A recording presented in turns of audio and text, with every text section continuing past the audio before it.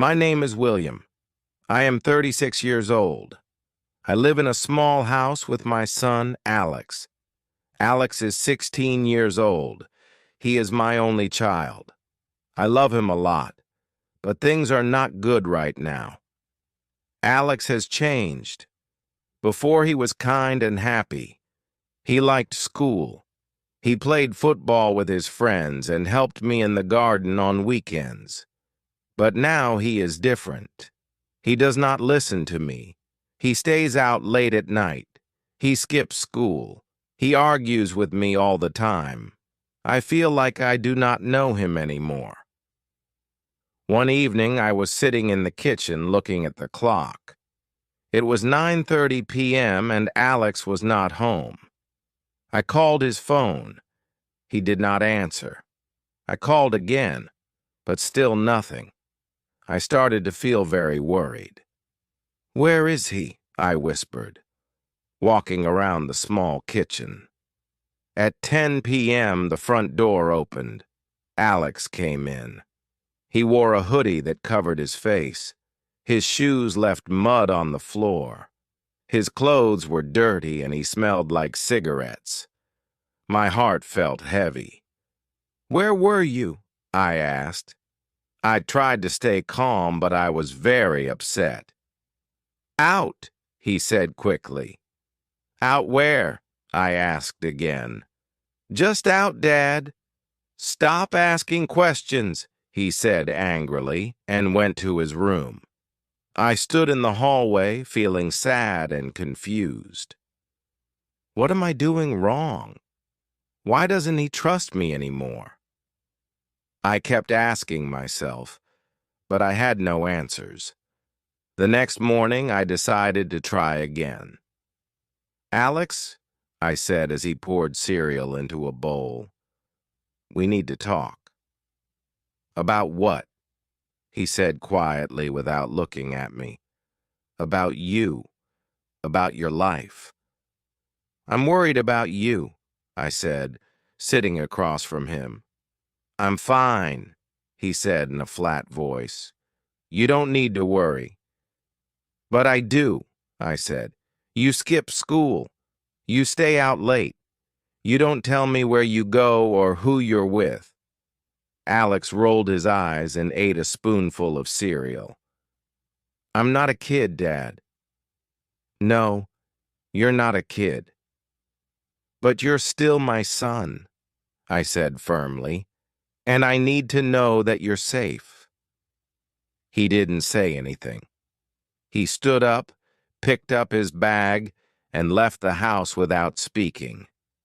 The door slammed, and the house felt quiet, but full of tension. I felt like I was losing him, and I didn't know what to do. That afternoon, I went to Alex's school. I talked to his teacher, Mrs. John, in her small, messy office. "Alex is a smart boy," she said, fixing her glasses. "But he hasn't been himself. He isn't doing his homework, and he missed 3 tests this month." "3 tests?" I said, surprised. Mrs. John nodded. "I've also seen him with some boys after school. They don't seem like a good influence." My stomach felt tight. I thanked her and left the office. My mind was full of questions. What happened to my son? How did it get this bad? That night I waited for Alex to come home. The clock showed 8, then 9. At 9:30, the door finally opened. Alex walked in. He looked tired and his hair was messy. "Alex," I said firmly, "we need to talk." He sighed and sat down at the table, looking annoyed. "I know you don't like my questions," I start, "but I'm your father. I love you, and I want to help." "I don't need help," he said quietly, not looking at me. "Yes, you do," I said, leaning closer. "Mrs. John told me you missed your tests. She told me about the boys you're with after school. Alex's expression hardened. His eyes flashed with anger. You went to my school? Why would you do that? Because I'm worried about you, I said loudly. You're not the same boy you used to be, Alex. You're changing, and it's not in a good way. Alex stood up quickly, his fists tight. You don't understand me, Dad. You'll never understand me. Then help me understand, I said, almost begging. Tell me what's wrong. Tell me why you're acting like this. But Alex didn't say anything. He walked to his room and slammed the door. The sound was so loud it felt like the whole house shook. I stood there feeling like I had failed. That night I couldn't sleep. I lay in bed, staring at the ceiling, thinking about Alex. I thought about his mother. She passed away when he was 10. Her death had hurt both of us deeply. Maybe he was still sad. Maybe I wasn't doing enough for him. The next morning, I decided to try something different. I got up early and made breakfast. Pancakes, his favorite. When Alex walked into the kitchen, he looked surprised. Morning, I said with a smile. Sit down.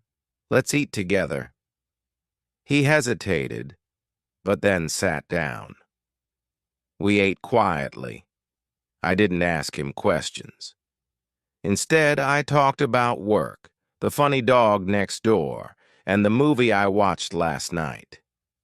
Slowly, I saw him relax. After breakfast, I said, Alex, I have an idea. What is it? He asked, sounding unsure. Let's go fishing this weekend, just you and me. Fishing? He looked at me with surprise. Yeah, I said. We used to go all the time. Do you remember? A small smile appeared on his face. Yeah, I remember. Let's do it again, I said. Just like before. He nodded. Okay. That Saturday we drove to the lake. The sun was bright and the water sparkled. When we threw our fishing lines into the calm water, everything felt quiet and peaceful. At first, we didn't say much, but after some time, Alex started to talk. I miss Mom, he said softly, looking at the water. I miss her too, I said, my voice filled with emotion. Sometimes I feel so angry, he said, and I don't even know why. I nodded. It's okay to feel angry, Alex, but you can't let it take over your life. He looked at me, his eyes showing how hurt he was. I don't know how to stop. You don't have to do it alone, I said, putting my hand on his shoulder. I'm here for you, always. That day changed things for us. Alex started talking to me more. He came home on time, did his homework, and even apologized to Mrs. John for missing his tests. It wasn't a quick fix. There were still hard days, moments when things felt difficult. But little by little, we fixed the connection we almost lost. I learned that being a father doesn't mean having all the answers. It means being there, even when it feels like you're not doing enough. Alex learned that he didn't have to face his problems alone. Now when I look at Alex, I see the boy I thought I'd lost. He's not perfect. No one is. But he's trying, and that's enough for me. Because no matter what happens, I will always be there for him. Thanks for joining me today. Continue practicing, and I'll see you in the next lesson.